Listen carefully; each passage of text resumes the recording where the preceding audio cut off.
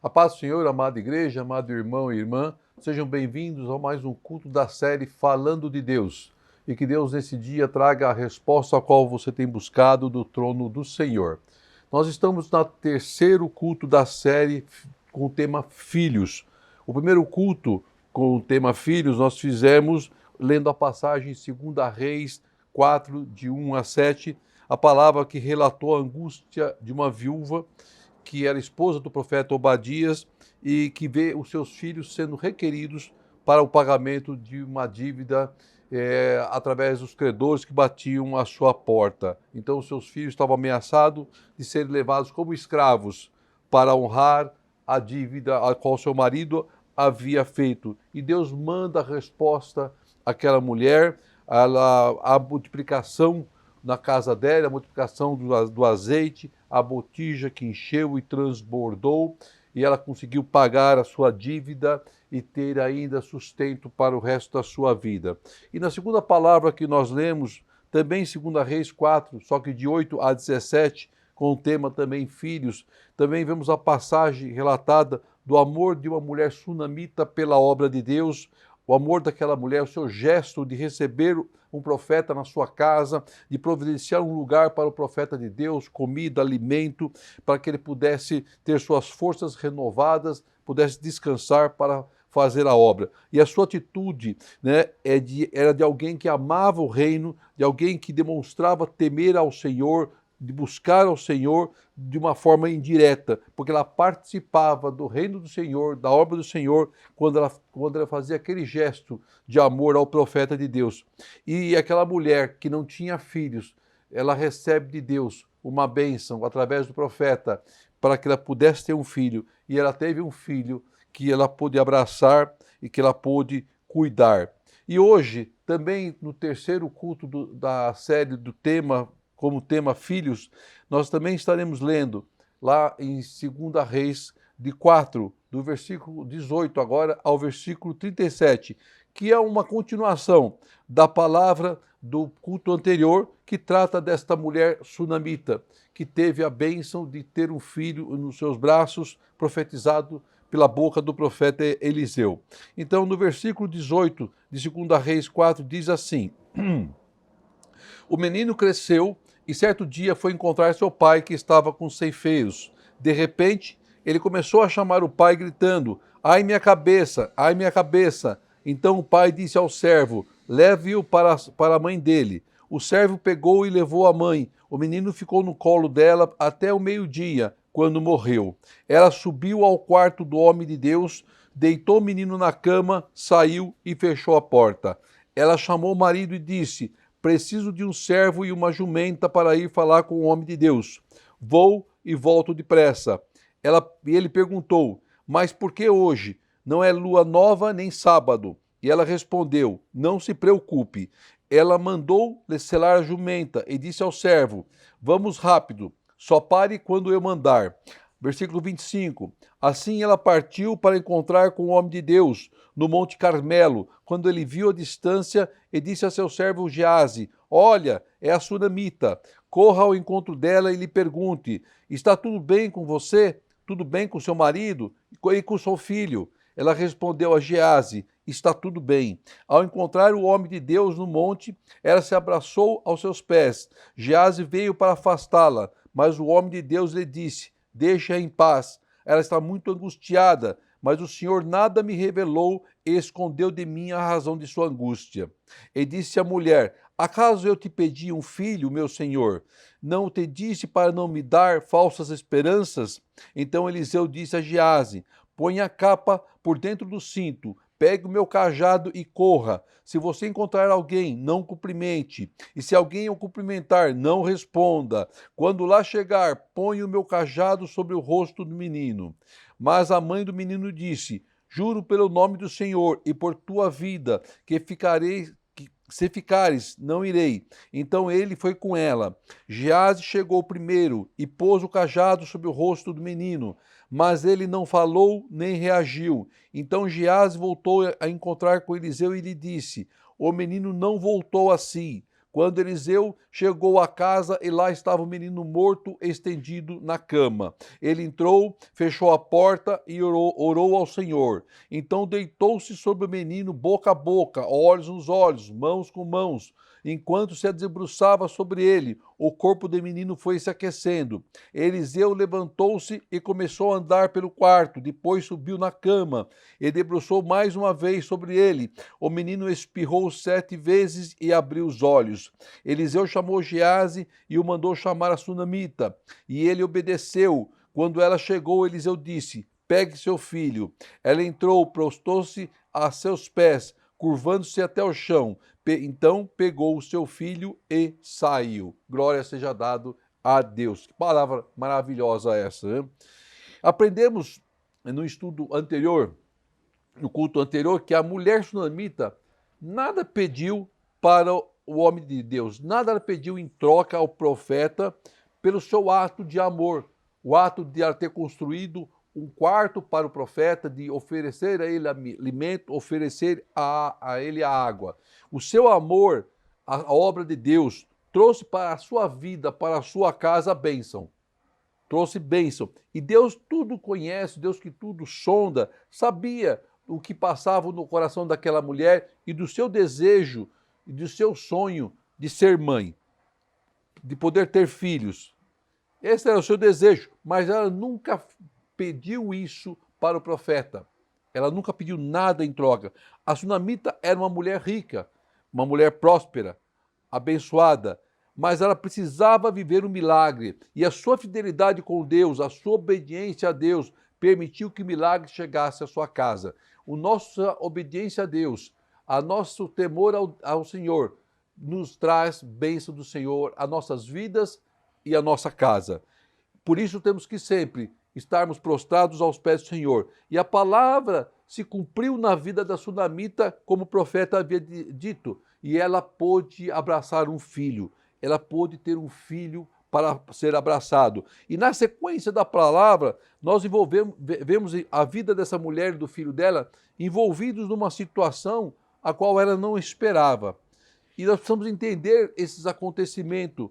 Por que desse grande impacto? Por que desse momento de grande tristeza para essa família? Então o versículo primeiro que nós lemos do capítulo 4, 18, diz que o menino cresceu. Não sabemos a idade dele, mas ele cresceu. E ele foi encontrar com o pai que estava com ceifeiros. Então esse menino é aquele menino que se refere na leitura anterior, o filho da sunamita, lido lá em 2 Reis 4,16. E nesse versículo ele nos relata que o menino havia crescido. Não sabemos a idade, mas era ainda uma criança. Ele era ainda um menino. Então ele foi encontrar com o pai que estava com quem? Com os ceifeiros. Os ceifeiros são aqueles que trabalham na ceifa ou na colheita, os que cortam cereais com foice ou com qualquer outro instrumento cortante. Então o seu pai, que provavelmente estava acompanhando o trabalho dos seus servos, porque ele já era idoso, mas ele era rico e ele tinha bens. Então ele estava ali na lavoura acompanhando o trabalho e o filho vai ter com ele. Então a sunamita, se você se lembrar, era uma mulher rica, né? O marido era rico, mas era idoso. Então eles administravam a terra. Aí o versículo 19 diz que de repente o menino começou a chamar o pai, gritando como se tivesse uma dor, a cabeça dele estava doendo. E o que o pai faz? Ele manda um servo levar a criança até a mulher. E, aos olhos humanos, ele fala assim, lá vai o homem de novo jogando pepino para o colo da mãe. Não era isso. Na época, nós temos que entender o momento que a Bíblia está relatando a palavra. Na época, era a mulher que era responsável pelo cuidado com os filhos. Era a mulher que era responsável pelo cuidado da casa. Hoje em dia, isso mudou, né? Bastante, por sinal, né? Mas na época a qual a palavra relata, era a mulher que cuidava. Então o pai, que estava na lavoura, que estava trabalhando, que estava cuidando das suas propriedades, manda o servo levar o filho até a esposa. Isso era natural. E ele, então, o empregado, então, obedece e leva. No versículo 20 relata isso, que ele pega e leva o menino até as mãos da mãe. Só que chegou ao meio-dia, aquela criança morreu. Então vamos entender também um pouquinho dessa parte da passagem. Lá, na época, era muito normal as pessoas começarem a vida cedo, quando o sol raiava, trabalhar cedo. Não tinha televisão, não tinha internet, não tinha nada disso. Então as pessoas dormiam cedo, acordavam cedo. Então tudo começava cedo. Então provavelmente aquela criança passou com a mãe, no colo da mãe, com a sua dor, com a sua enfermidade, algumas horas, até chegar ao meio-dia, até ela vir a falecer.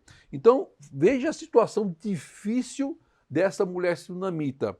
Aquela mulher que sonhou em ter um filho, aquela mulher que viu o seu filho nascer nos seus braços e de repente aquela mulher vê o seu filho nos seus braços padecendo até morrer. Que situação terrível! O seu sonho que se apaga, o milagre que foi arrancado das suas mãos, a alegria que se transformou em tristeza em algumas horas, planos interrompidos, coração despedaçado. Não foi isso que ela pediu.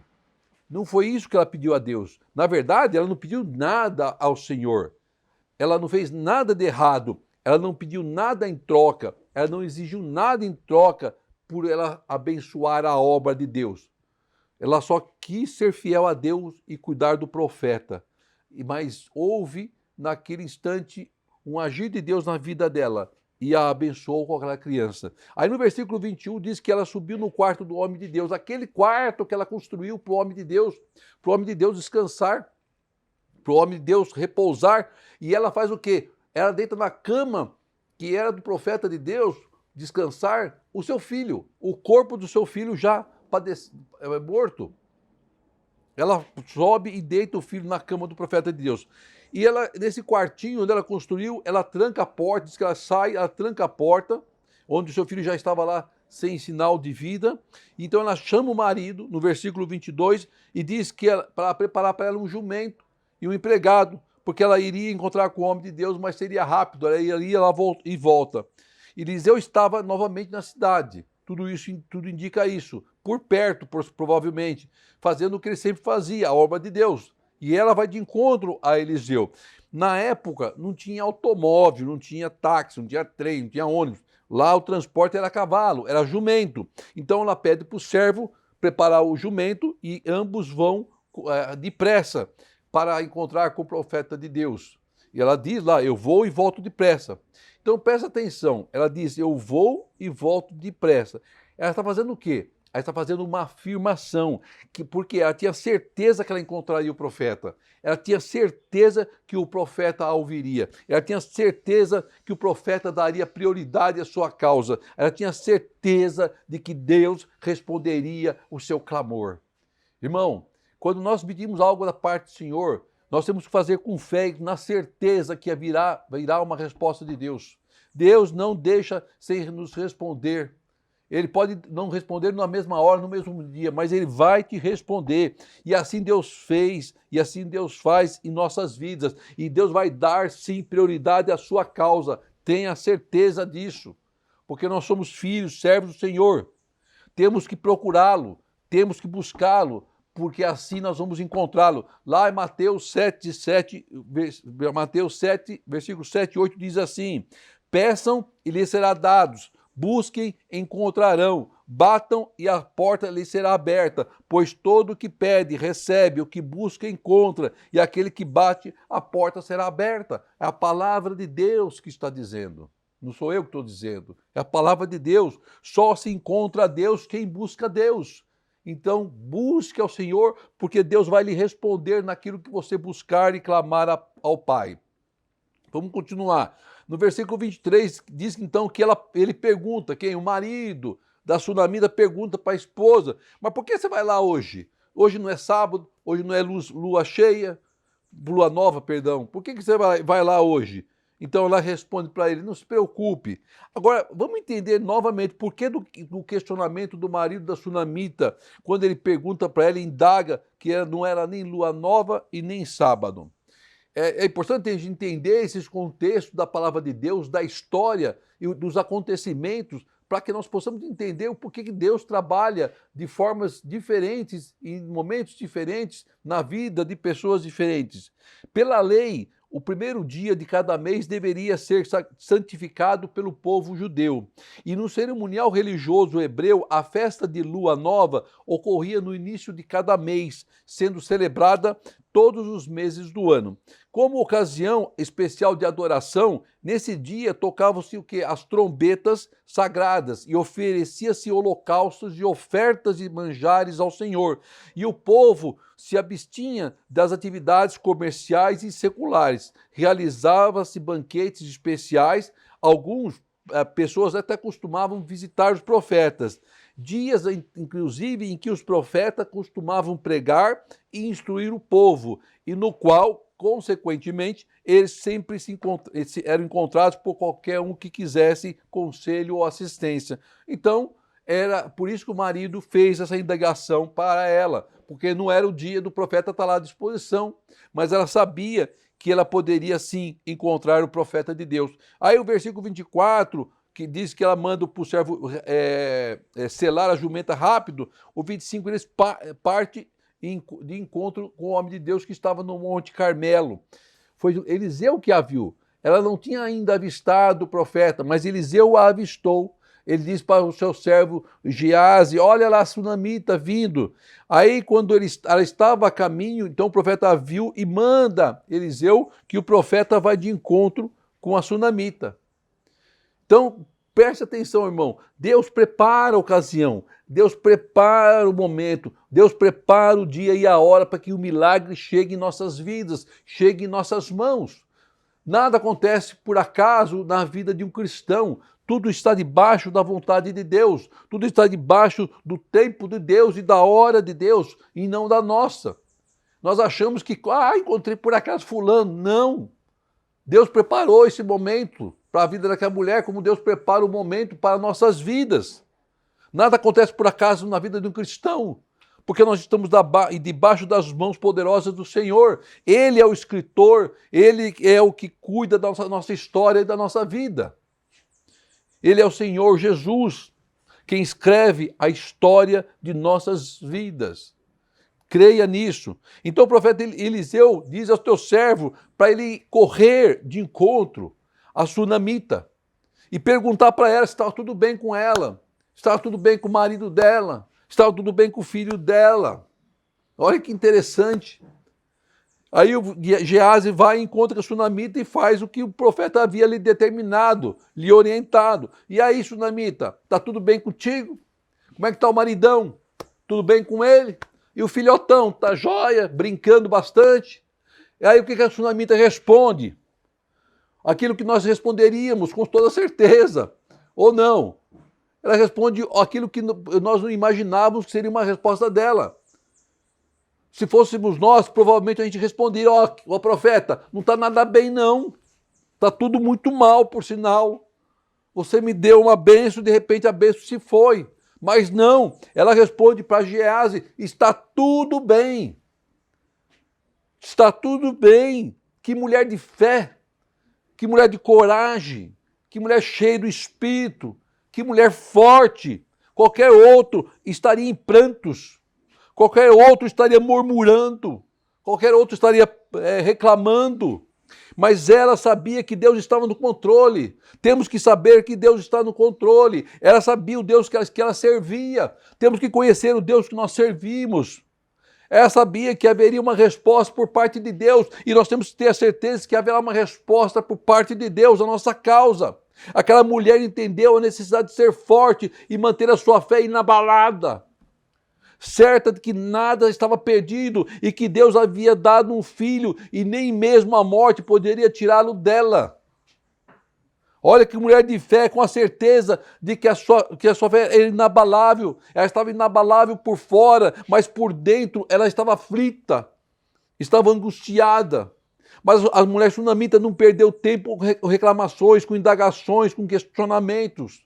Tampouco gastou suas lágrimas com inutilidades ou as suas lamúrias com quem nada poderia fazer por ela. Geazi nada poderia fazer por ela. Mas diante do profeta, diante do homem de Deus, daquele que foi levantado por Deus, aquele que poderia trazer para ela esperança, ela abre o seu coração, ela põe à vista a sua dor, a sua angústia. É em Deus que nós temos que buscar socorro, não é no homem.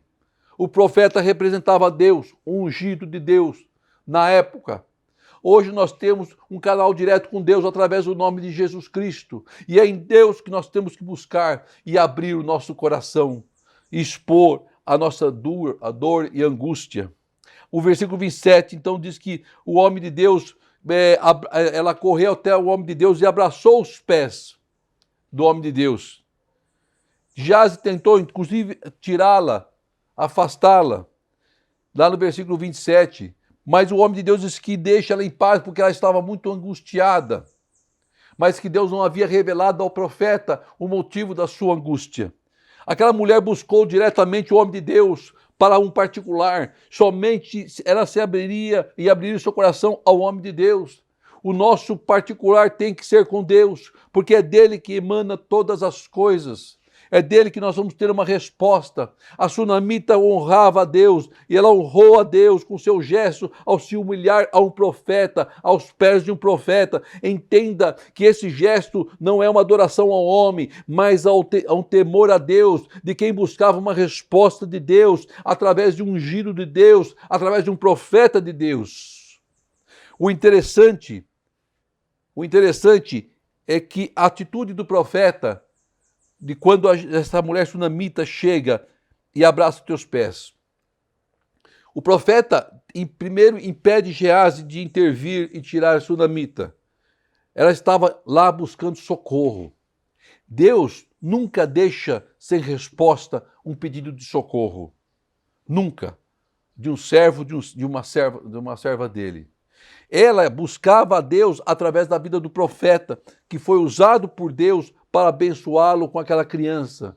Meu irmão, no meio da tempestade, o único que pode nos ajudar é Deus. O único que pode mudar a nossa história é Deus, não há outro. No segundo ponto, o profeta consegue ver o estado de angústia a qual a sunamita estava passando. Aquela mulher estava sofrendo pela perda. Seu estado, seu momento, não era necessário que ela falasse, mas o profeta conseguia ver a sua angústia. Antes da palavra chegar à nossa boca, o Senhor conhece todas as coisas, irmão. O Senhor conhece o teu coração, conhece a sua dor, conhece as suas lágrimas. O terceiro ponto interessante nesse versículo é que o profeta não sabia a razão da angústia. Sabia que ela estava com angústia, mas não sabia a razão, porque Deus não havia lhe revelado. Deus tem propósito para todas as coisas e nos revela no seu tempo. Havia um propósito de Deus para aquela situação, naquele momento, que seria revelado mais à frente, que iria fortalecer a fé da sunamita e inclusive a vida do seu profeta. Assim como há um propósito de Deus para a sua causa, para nos fortalecer a fé da nossa vida e daqueles que estão conosco na nossa casa. Creia nisso. Aí o versículo 28 diz que a mulher questiona o profeta. Por acaso eu te pedi filhos, meu senhor? Eu não te disse para não me dar falsas esperanças? Ela questiona. O que ela faz? Ela traz a lembrança do profeta, o que ele havia lhe prometido, a aliança que havia sido feita no passado, sem que ela pedisse nada em troca. A sunamita, ela estava buscando aquilo que havia sido entregue nas mãos dela sem que ela tinha pedido. Trouxe a memória do profeta, na memória de Deus, a promessa, a aliança, e não há nada de errado em fazermos isso, em trazer a memória de Deus. Não há nada de errado nisso. Lembra lá do rei Ezequias, na cama, enfermo, que vira o rosto para a parede, pronto para morrer de uma enfermidade, e ele traz a memória de Deus, os seus feitos, a sua obediência a Deus, e Deus prolonga os dias de vida dele. Não há nada de errado fazermos isso. E ela traz a memória, e o seu ato foi suficiente para tocar no coração de Deus e reverter aquela situação de tristeza para novamente ser de alegria. Deus quer reverter essa situação de nossas vidas, essa situação de tristeza para de alegria. E Deus vai virar a página dessa história, basta crermos, basta buscarmos nos pés do Senhor. Então creia, meu irmão. E o versículo 29 diz que o Eliseu manda Geazi ir até aquela criança para levar a sua capa e levar seu cajado e colocar o cajado sobre a criança. Mas a mãe não queria o Geazi. A mãe queria o profeta. A Sulamita queria o profeta. E ela diz assim, não saia daqui se você não for comigo. É você que me deu a palavra de vitória e de bênção. E é você que vai me dar a palavra de vitória e de bênçãos no meu filho novamente. Tem momentos que não é homem, não é intermediário que vai resolver a nossa situação. Nós temos que buscar aqui diretamente em Deus, através do jejum, da oração, porque Deus nos coloca à prova a fé. Parece que somos levados ao nosso limite. Passamos dias em jejum e oração em busca de resposta. E parece que ela não vem em busca de um milagre. E parece que ela demora. Parece que nós chegamos num limite. Parece que perder a esperança. Mas de repente as coisas começam a se mover. As coisas começam a acontecer, as peças começam a mudar de lugar, porque Deus começa a agir e agir da sua forma para que possamos contemplar o milagre nas nossas mãos. Aí Geazi volta e diz ao profeta que o menino não reagiu, não aconteceu nada, não voltou a si. Aí quando Eliseu chega na casa, ele sobe, entra e fecha a porta lá do quartinho dele. E a primeira coisa que ele faz é orar a Deus. A oração é a chave que move o coração de Deus. A primeira coisa que o profeta faz é orar a Deus. Sem oração, não temos como ouvir a Deus. A primeira coisa que o profeta faz é orar a Deus. Se não buscarmos incessantemente a Deus em oração, não temos como viver os milagres de Deus. O segredo está na oração. E o profeta ora a Deus. Aí então ele deita sobre o menino, mão com mão, olho com olho, boca com boca lá, e intercede. E aí ele se levanta e anda pelo quarto e diz a palavra que ele novamente deita sobre o menino. Aí o menino começa a se aquecer. Começa a se aquecer. Se não foi fácil para um homem de Deus, imagine para aquela mãe. Nada é fácil para um cristão. Nada é fácil para a nossa vida. Havia uma prova sendo passada naquele lugar, da vida da Sunamita e na vida daquele profeta. Ou você acha que o profeta também não estava passando por uma situação difícil?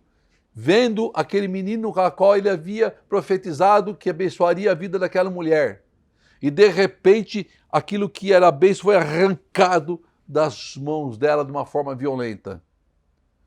Mas Deus nunca se esquece da sua aliança. Deus nunca se esquece da sua promessa.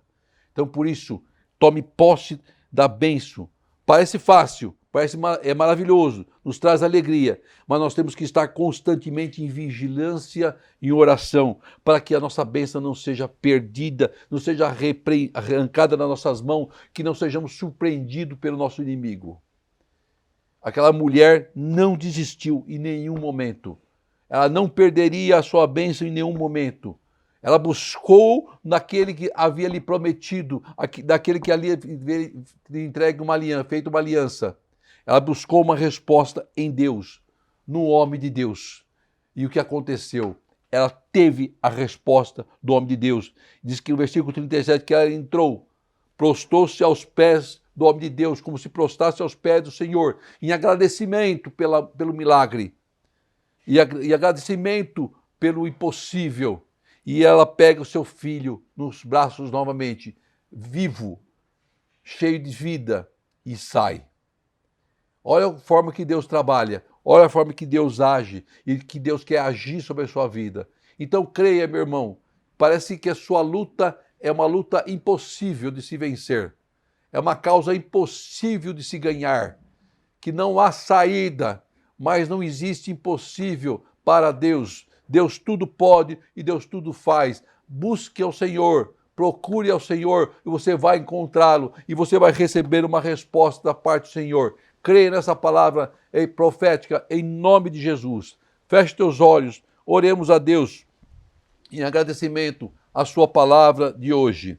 Querido Deus, amado Pai, eu quero te agradecer por esta palavra abençoada, Pai, uma palavra profética, uma palavra de milagre, Pai, onde nós vemos o impossível acontecer na vida dessa sunamita, e nós veremos o impossível acontecer na vida de cada um que está participando, assistindo este culto. Que haja um mover do Teu Espírito sobre essas vidas, Pai, que haja um operar do Teu Espírito sobre essas vidas, Pai. Age segundo a Sua vontade, no Seu tempo, Pai, porque nós sabemos que tudo está nas Tuas mãos, nada por acaso, tudo está nas Tuas mãos. Estamos nas Tuas mãos, Pai. Então faça como lhe prover, faça o que for melhor para nossas vidas, segundo a sua vontade, Pai. É que eu te peço em Cristo Jesus, que o grande amor de Deus, que a graça de nosso Senhor Jesus Cristo, o amor e a doce consolações do Espírito Santo do Senhor, esteja com todos, hoje e sempre, em Cristo Jesus. Amém e amém. Glória seja dada ao seu nome, Senhor. Amém.